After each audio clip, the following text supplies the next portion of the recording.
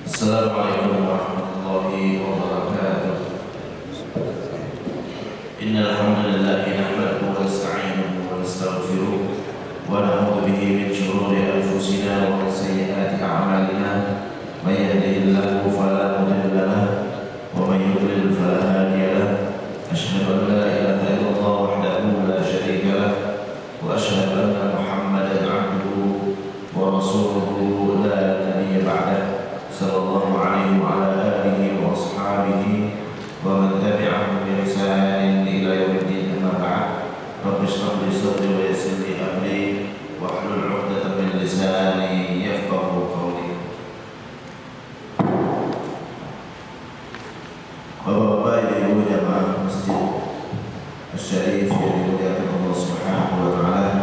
Alhamdulillah, segala puji bagi Allah Subhanahu wa taala yang telah menganugerahkan kepada kita nikmat yang begitu banyak hingga pagi ini kita dapat menjalankan kewajiban kita, yaitu salat subuh berjamaah. Mudah-mudahan amal ibadah kita semuanya diterima Allah Subhanahu wa taala. Amin ya rabbal alamin.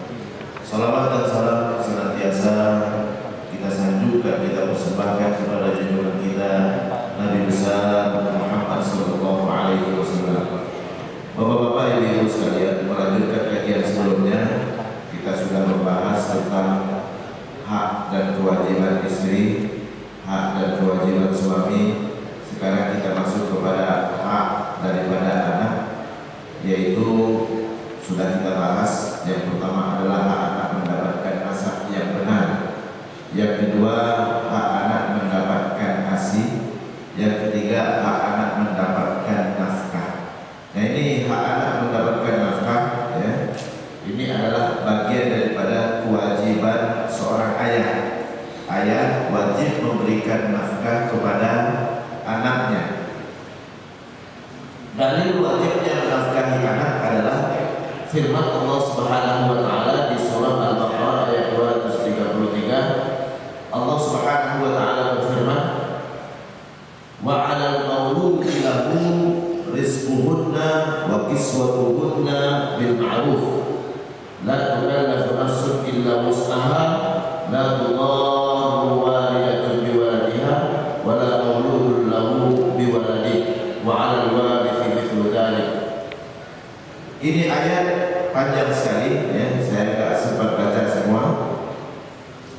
Di mana Allah Subhanahu wa taala mewajibkan di sini wa 'alal mauludi lahu, atas ayat yang mana anak dilahirkan buatnya, rizquhunna wa kiswatuhunna bil ma'ruf, memberikan nafkah kepada istri. Ya, di sini disebutkan istri, ya. Tapi sebelumnya wal walidatu yurdi'na auladahunna haulaini kamilaini liman arada yutimma radha'ah. Tapi sebelumnya di awal ayat Allah mewajibkan kepada ayah untuk memberikan susu ASI kepada anaknya, ya. Memberikan ASI adalah bagian daripada nafkah, ya. Allah dalam ayat ini menyebutkan wajib bagi seorang ayah yang mana anak dilahirkan buat dia memberikan nafkah, ya. Nafkah kepada istrinya. Kenapa? Karena istrinya memberikan ASI kepada anaknya. Jadi sebenarnya nafkah istri, ya, mantan istri yang dimaksud dalam ayat ini adalah dikarenakan dia memberikan ASI kepada anaknya, maka dia wajib dinafkahi. Artinya nafkah untuk anak pun menjadi wajib. Wa 'alal mauludi lahu rizquhunna wa kiswatuhunna bil ma'ruf, ya. Memberikan nafkah apa? Nafkah berupa nafkah pangan dan nafkah pakaian, ya. Sandang, pangan, ya, dan pakaian itu diwajibkan diberikan kepada anak dan istri. La tukallafu nafsun illa wus'aha, kadarnya apa? Sesuai dengan kemampuan.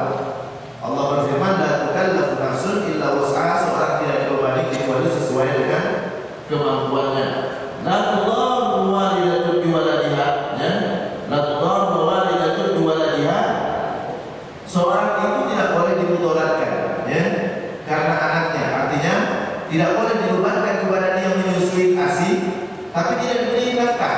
Ini artinya maksud dari ayat ini, la tudarru walidatun biwaladiha, seorang ibu tidak boleh dimudaratkan karena anaknya, karena dia menyusui ASI, ya, tidak diberikan nafkah sama sekali. Maka wajib bagi seorang ayah memberikan nafkah kepada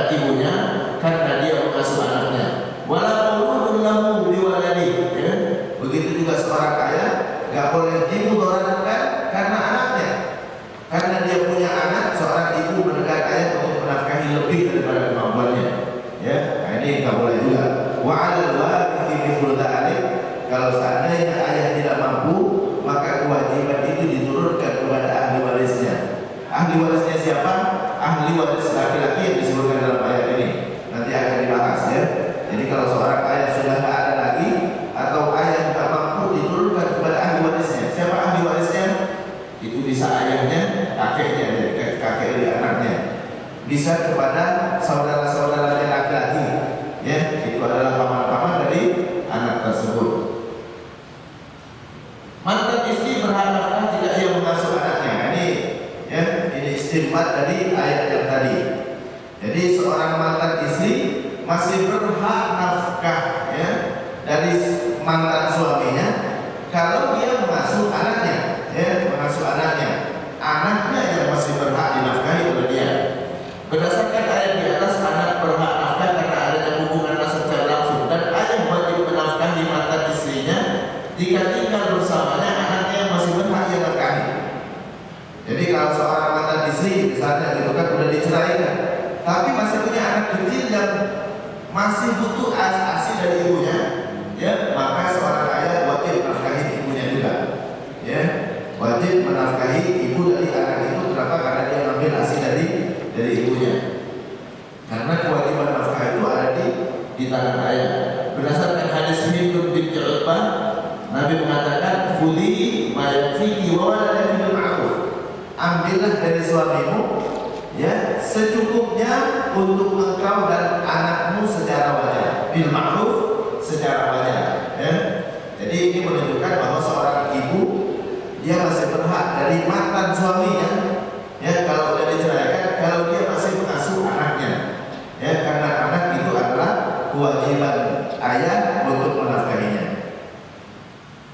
Urutan yang wajib dinafkahi, seorang ayah wajib menafkahi secara berurut ya. Pertama dirinya sendiri, dia wajib nafkahi dirinya sendiri, nafkah ya. Jadi semua sebenarnya kata nafkah itu berasal dari kata infak, sama ya. Nafkah dan infak sama. Semua ayat yang menyebut kata infak itu masuk ke dalamnya adalah nafkah juga. Jadi apa yang dikeluarkan oleh seorang ayah kepada istrinya, dia dapat pahala infak ya, dapat pahala infak. Kepada dirinya dapat pahala infak juga ya.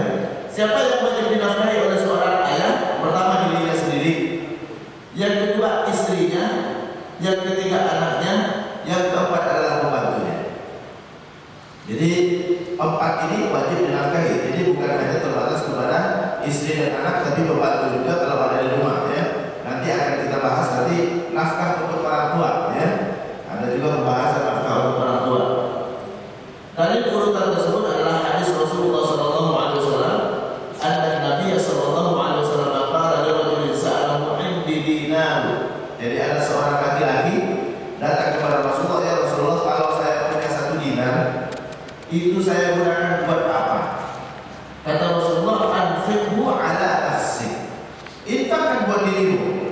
Jadi nafkah pertama ya yang wajib bagi seorang laki-laki adalah nafkah buat dirinya sendiri. Kalau ini apa? Kalau saya punya 1 dinar lagi, itu buat siapa? Kata Rasulullah, anfiqhu ala ahlik. Infakkan untuk keluargamu, yaitu istrimu ya.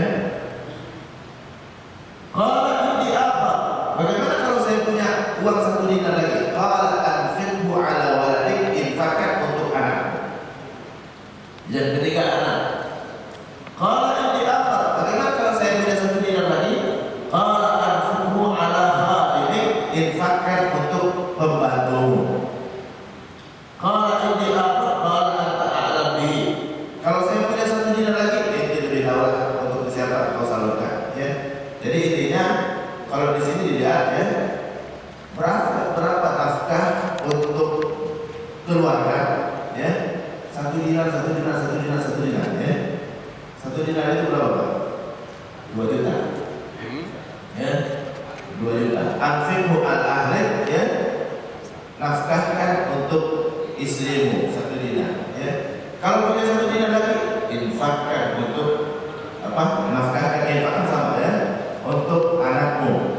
Kalau punya 1 dinar lagi, 2 juta lagi, infakkan untuk pembantu ya. 1 dinar itu 2 juta ya. Dalam riwayat Muslim dari Jabir bahwa Rasulullah bersabda, manfaatkanlah uang ini untuk dirimu sendiri. Bila ada sisanya maka untuk keluargamu. jika masih tersisa maka untuk kerabatmu, dan jika masih tersisa maka untuk orang-orang di sekitar. Ya. Jadi nafkah pertama yang wajib bagi seorang adalah pada dirinya sendiri. Dirinya lebih wajib daripada siapapun. Ya. Masih ada sisanya buat keluarganya. Ya. Masih ada sisanya buat anaknya. Kemarin ada seorang perempuan telepon saya gitu kan, dia nanyakan begini, Ustaz, itu suami saya nggak ada kerjanya sama sekali. Ya. Jadi apakah boleh kalau nafkah itu saya ambil alih? Ya boleh-boleh saja, nggak masalah. Ya bukan kewajiban dia. Ya. Jadi dia bekerja, suaminya nggak bekerja, tapi suami harus berusaha mencari nafkah tetap. Harus berusaha, nggak bisa lagi gugur kewajibannya. Nggak bisa lagi gugur kewajibannya. Ya. Gugur kewajibannya, istri ngambil alih tapi bukan kewajiban dia. Artinya dia berbuat baik, sedekah untuk keluarganya. Dibolehkan, tidak masalah. Tapi kalau suami mendiamkan seperti itu aja tanpa dia berusaha, itu nggak boleh, dosa. Tapi kalau dia berusaha tapi nggak mampu juga, itu ayat yang tadi yang disebutkan la tukallahu nafsun illa wus'aha, seorang tidak dibebani kecuali kemampuannya. Dia udah berusaha mencari kerja, nggak bisa-bisa juga gitu kan misalnya. Karena lapangan kerja terbatas atau kemampuan dia untuk bekerja juga nggak ada gitu kan, maka dia gugur kewajibannya kalau dia sudah berusaha. Tapi kalau belum berusaha sama sekali maka hukumnya berdosa. Siapa anak yang wajib dinafkahi? Nah ini ya. Siapa anak yang wajib dinafkahi? Jumhur ulama. Siapa mereka? Anak secara langsung, kemudian cucu dari anak laki-laki. Jadi seorang laki-laki dia wajib menafkahi anaknya secara langsung dulu, ya. Anak secara langsung. Kemudian anak dari anak laki-lakinya, kalau anak laki-lakinya itu tidak mampu menafkahi anaknya, artinya cucunya. Nah itu juga kewajiban dia kalau seandainya anaknya tidak mampu menafkahi anaknya lagi, ya, maka dia ada kewajiban untuk menafkahi cucunya. Namun menurut mazhab Maliki, yang wajib dinafkahi hanya anak secara langsung, cucu tidak, ya. Di sini ada dua, ya. Lu kenapa cucu dari anak laki-laki? Karena anak laki-laki yang wajib menafkahi anak, ya. Jadi karena laki-laki yang wajib menafkahi anak. Jadi seorang wajib menafkahi anaknya secara langsung, anaknya tanpa beda laki dan perempuan. Cucunya cucu dari anak laki-laki. Kenapa? Karena nafkah kewajiban laki-laki. Cucu dari anak perempuan kembali kepada jalur ayahnya. Kembali kepada jalur ayahnya. Kalau ayahnya tidak mampu maka orang tua dari ayahnya. Ya. Jadi itu kewajiban nafkah. Ya. Tapi bolehkah kita menafkahi cucu dari anak perempuan? Boleh-boleh saja, tapi bukan kewajiban. Ya. Bukan kewajiban. Karena nafkah itu jalurnya dari laki-laki. Ya. Laki-laki yang dibebani nafkah. Kalau perempuan tidak. Ya. Dari dua pendapat ini, ya, saya lebih cenderung kepada pendapat jumhur. Ya. Pendapat jumhur, cucu, ya, wajib dinafkahi kalau anak kita tidak mampu untuk menafkahi anaknya. Ya. Cucu dari anak laki-laki. Kenapa? Berdasarkan ayat tadi, ya, wa 'alal warithi mithlu dzalik, kewajiban ahli waris sama, ya, dengan kewajiban ayah.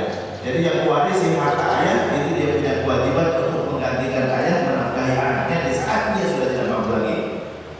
Ahli warisnya ayahnya, saudaranya, ya, ayahnya dan saudara perempuannya. Perempuan tidak dikeluarkan, ya. 3 syarat anak yang berhak nafkah. Jadi itu anak yang berhak nafkahi, anak dan cucu dari anak laki-laki. Adapun syarat anak yang berhak nafkah, ya, seorang anak berhak nafkah kalau memenuhi 3 syarat ini. Setelah kita tahu siapa yang dinafkahi, anak dan cucu, mereka baru berhak dinafkahi jika memenuhi 3 syarat ini. Pertama, ayahnya mampu menafkahi atau mampu bekerja. Kalau ayahnya tidak mampu menafkahi, misalnya, maaf gitu kan, ayahnya sakit, ya, tergeletak, tak bisa bekerja sama sekali, gugur kewajiban nafkahnya. Ya, jadi ayah mampu bekerja dan dia mampu untuk menafkahi. Kalau dia tak mampu, ya, dia sakit, itu kan terbalik, tak bisa bekerja sama sekali, gugur kewajibannya. Ya, anak wajib mencari nafkah atau dikembalikan nafkahnya kepada orang lain, ahli warisnya, yaitu ayahnya, kakeknya atau pamannya. Ya. Yang kedua, anaknya tidak mampu atau tidak memiliki pekerjaan. Anaknya tidak mampu. Nah, kategori tidak mampu nanti ada, ya. Ada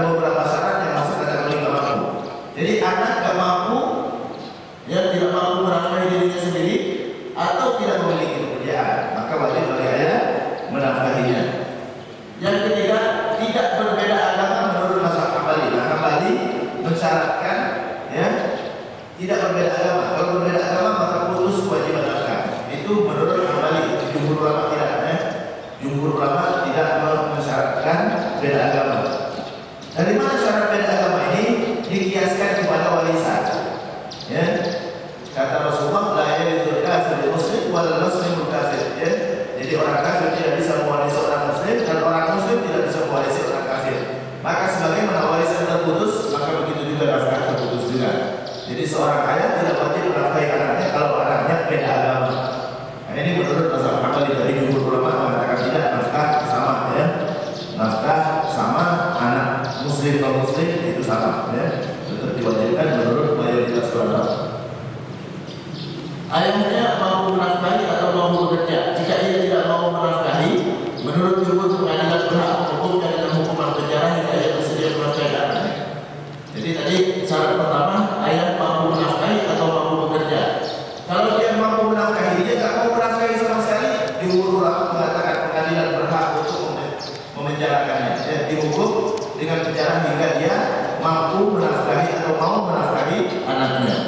Namun jika dia tidak mampu menafkahi, bahkan dia dinafkahi oleh orang lain karena sakit atau sebab lain, maka gugur kewajibannya berdasarkan ayat la tukallafu nafsun illa wus'aha. Jadi kalau orang tuanya seorang ayah dia tidak mampu menafkahi, ya, bahkan dia dinafkahi oleh orang lain karena sakit dan lain-lain, dia dibayarin gitu kan, ditanggung biaya hidupnya, maka dia gugur kewajibannya kepada anaknya. Syarat yang kedua tadi, anaknya tidak mampu atau tidak memiliki pekerjaan. Namun jika dia mampu, menurut Maliki untuk kewajiban ayahnya. Masuk kategori seorang anak tidak mampu adalah pertama masih kecil, ya. Jadi syarat yang kedua, seorang anak berharapkan dia tidak mampu menafkahi dirinya. Tidak mampu di situ kenapa? Pertama, karena dia masih kecil, ya, belum pandai. Nah ini dia wajib dinafkahi oleh orang tuanya. Kenapa? Karena dia tak mungkin dibebankan nafkah kepada dirinya sendiri. Yang kedua perempuan. Nah ini perempuan tidak wajib tidak dibebankan nafkah untuk dirinya sendiri. Dia harus dinafkahi. Kenapa? Karena perempuan terbatas kemampuannya. Dia nggak bisa keluar rumah gitu kan, ya, tanpa izin. Dia nggak boleh bekerja di tempat yang mana di situ ikhtilat dengan laki-laki, ya. Jadi keterbatasan kemampuannya menyebabkan dia tidak dibebankan nafkah atas dirinya sendiri. Yang ketiga, sakit yang menghalangi bekerja. Ya, seorang anak sakit. Ada yang orang punya anak gitu kan, anaknya sakit gitu kan, nggak bisa bekerja sama sekali. Nah, ayah wajib nafkahi dia. Wajib nafkahi dia ya, sampai dia mampu. Tapi kalau dia nggak mampu sama sekali, wajib bagi ayah untuk menafkahinya. Loh, kalau ayahnya nggak mampu, pindah kepada ahli waris yang lainnya, saudara-saudaranya ya. Jadi kita jangan terfokus nafkah itu hanya kepada istri anak ya. Kita punya saudara yang nggak mampu bekerja, itu kewajiban kita juga ya. Karena itu kewajiban ayahnya. Kalau ayahnya nggak bisa, diturunkan kepada ahli warisnya, yaitu anak-anaknya yang lain atau saudara-saudaranya. Yang keempat, sedang menjalani pendidikan. Anak yang masih belajar, ya, dia sekolah di pesantrennya, dia masih kuliah. Nah, ini tidak dibebankan nafkah kepada dia, tapi wajib bagi ayah untuk memenuhi kebutuhannya. Kenapa? Karena dia tidak mampu untuk bekerja karena sibuk dengan belajar.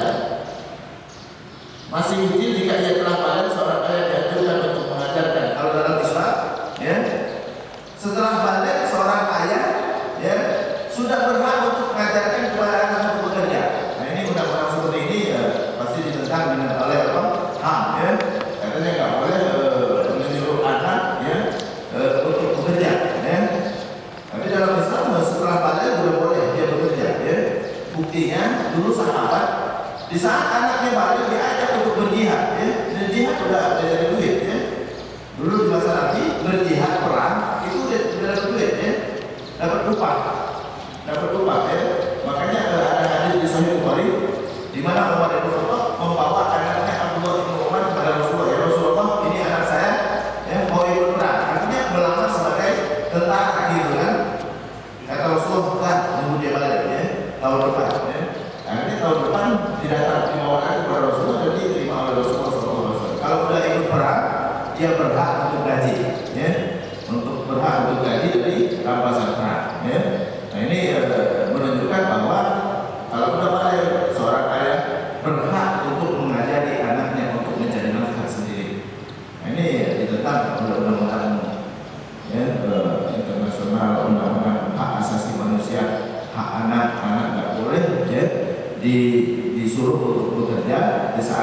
belum masuk usia tertentu. Kalau dalam Islam pada sudah boleh ya, sudah dibolehkan untuk bekerja. Kalau dulu ya, dulu kan orang tua dulu dari sejak usia 15 tahun sudah diajar berdiri diri sendiri ya. Tapi ada manfaatnya, mereka cepat mandiri. Sekarang ya anak-anak lambat mandirinya, kenapa? Karena tidak dibolehkan bekerja. Kalau dulu anak-anak cepat disuruh kerja, 15 tahun sudah kerja ya. Perempuan ya, ini perempuan anak perempuan berhak nafkah hingga ia menikah. Jadi kalau anak perempuan beda. Tadi anak laki-laki sampai dia balik. Tapi kalau anak perempuan sampai dia menikah, ya, sampai dia menikah masih berhak dia mendapatkan nafkah. Sampai dia menikah masih berhak dia mendapatkan nafkah. Kalau dia belum menikah, nafkah kepada orang tuanya. Kalau dia menikah, ya, kemudian dia diceraikan oleh suaminya, nafkah kembali lagi kepada orang tua.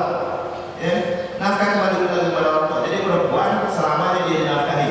Di saat dia menikah, kewajiban nafkah pindah kepada suaminya. Itulah ijab qabul ya. Ijab qabul itu ijab artinya mewajibkan kewajiban yang selama ini dibebankan kepada ayah kepada suami. Qabul menerima kewajiban itu, yaitu menggantikan dia untuk menafkahi anaknya. Di saat dia diceraikan, balik lagi kepada ayah. Ayah yang wajib menafkahi, kecuali kalau dia mau mampu untuk mencari nafkah sendiri, dan saat itu baru gugur kewajiban ayah. Kalau tak mampu, dia kembalikan kepada ayah lagi. Ayah yang wajib menafkahinya selama ayah mampu untuk menafkahinya. Sedang menjalani pendidikan juga berhak untuk menafkahi. Ya, dalam Islam ya, seorang yang sedang belajar dia berhak bukan hanya nafkah, tapi dia berhak juga mendapatkan zakat. Ya, karena seorang yang sedang menjalani pendidikan dia fisabilillah hatta yati, dia masuk dalam kategori fisabilillah yang berhak untuk menerima zakat. Ya. Tidak berbeda agama yang saya sudah sebutkan tadi, ini adalah pendapat kembali. Ya, ayah diwajibkan menafkahi anaknya. Ulama sepakat bahwa jika ayah termasuk orang yang mampu, maka kewajiban nafkah anak dibebankan hanya kepada ayahnya. Ya, tapi kalau dia mampu lagi, namun jika ayahnya telah tiada atau tidak mampu, maka kewajibannya diturunkan kepada siapa? Ya. Di sini ada beberapa perkara. Kalau masalah Hanafi mengatakan kewajiban nafkahnya dibebankan kepada ibunya. Ya. Atau kakek dan neneknya, ya. Jadi kalau ayah sudah tak mampu lagi atau dia sudah meninggal, kewajiban nafkah kepada siapa? Ya. Kalau masalah Hanafi kepada ibunya. Jadi kepada istri dari ayahnya, ya, kepada ibunya. Kalau tak mampu baru kepada kakek dan neneknya, ya. Kalau tak mampu baru kepada paman-pamannya. Kalau masalah Maliki, kewajiban nafkah dibebankan kepada laki-laki saja, yaitu kakek atau pamannya, ya. Kalau masalah Syafi'i, kewajiban nafkah dibebankan kepada ibu berdasarkan ayat la tudharru walidatun biwaladiha. Namun jika ibu tidak mampu, kewajiban nafkah dibebankan kepada ahli waris lainnya yang lebih dekat kerabatannya, lebih diwajibkan dibandingkan yang lebih jauh. Hambali, kewajiban nafkah dibebankan kepada ahli waris sesuai dengan warisan yang dia terima. Siapa yang menerima warisan lebih banyak, maka dia mendapatkan kewajiban lebih banyak. Tapi dari empat pendapat itu saya lebih cenderung kepada mazhab Maliki, ya. Saya lebih cenderung kepada mazhab Maliki yang dibebankan kewajiban nafkah cuma laki-laki. Jadi kalau ayahnya tidak mampu, ke kakeknya, ya. Kakeknya tidak mampu, turunkan ke anak-anaknya, itu pamannya, ya. Pamannya.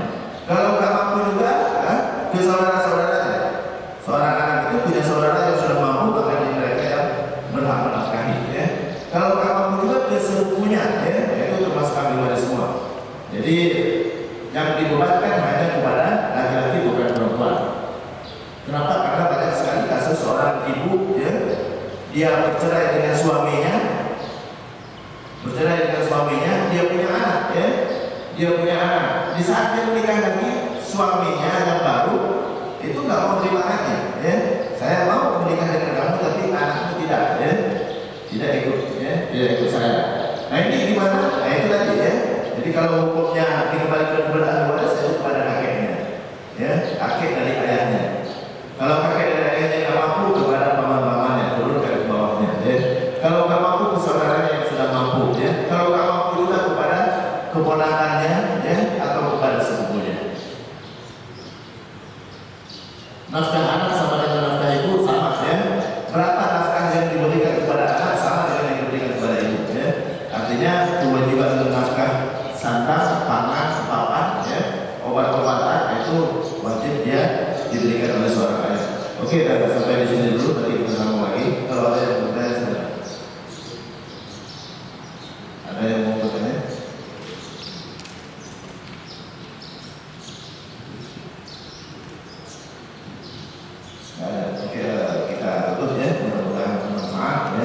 Wabillahi taufiq